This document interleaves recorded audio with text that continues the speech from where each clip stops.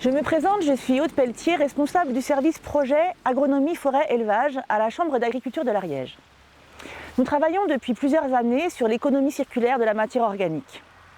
Jusqu'à présent, notre modèle économique repose sur l'utilisation de ressources abondantes et estimées inépuisables. Nous allons vous montrer dans cette vidéo comment, en Ariège, nous essayons de mettre en application les principes de l'économie circulaire en valorisant dans les sols agricoles les déchets verts.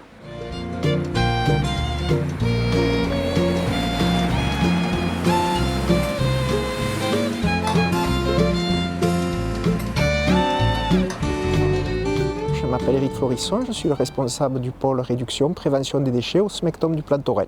Alors le SMECTOM assure la collecte et le traitement des déchets verts. En moyenne, nous traitons entre 16 000 et 20 000 tonnes par an de déchets verts.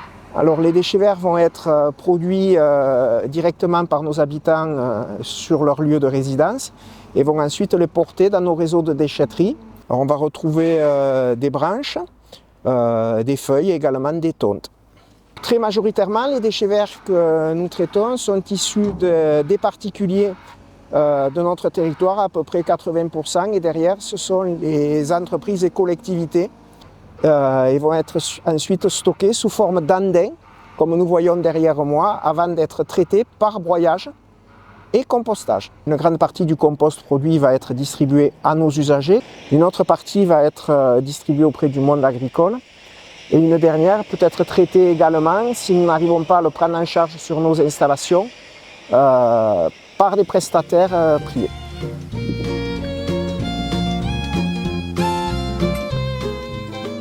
Je m'appelle Thomas Fournial, je suis le gérant de la société Fumeco. Nous traitons donc les déchets verts, nous traitons 20 000 tonnes de déchets végétaux sur notre plateforme, issus d'un tissu local, issu des déchetteries présentes dans un rayon de 45 km autour de la plateforme.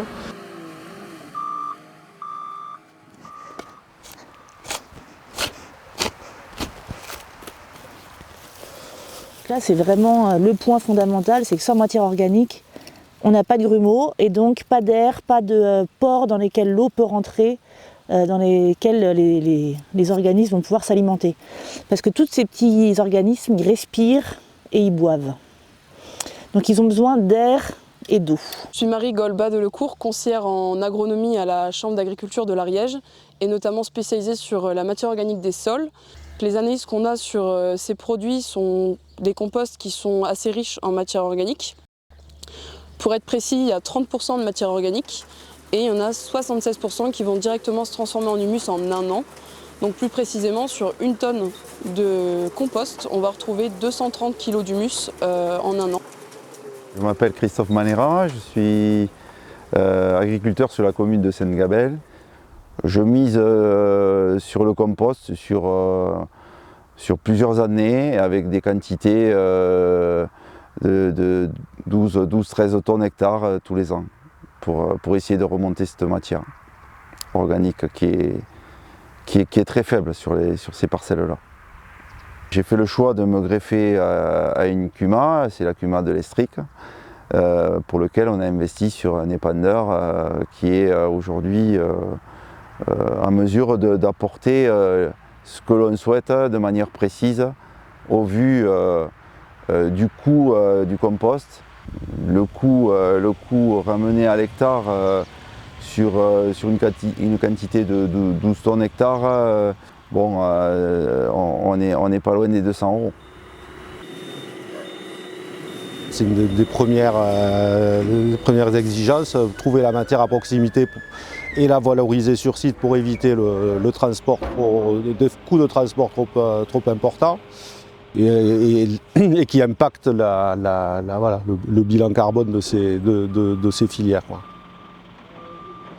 Nous avons des productions qui peuvent être soudaines et quantitatives par rapport à nos actions de broyage et nous avons besoin d'une grande coordination avec le monde agricole pour coordonner les prises en charge, les départs, les transports et les livraisons.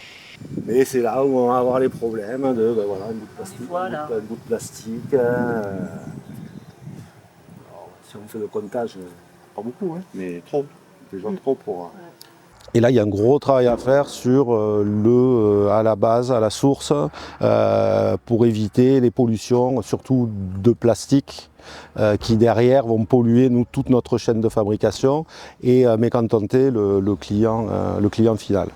De nombreuses personnalités du monde politique et économique régional se sont retrouvées en fin d'après-midi pour l'inauguration d'une unité de production de compost à Artigat, à la frontière entre l'Ariège et la Haute-Garonne. Jusqu'ici, dans le pays, tout le monde est conscient que participer à une œuvre de régénération du capital organique du sol, c'est quand même une œuvre intéressante. Et je pense que d'ici quelques temps, on s'apercevra, et peut-être avec quelques retards, qu'on aurait dû commencer plus tôt à penser à la matière organique dans le sol.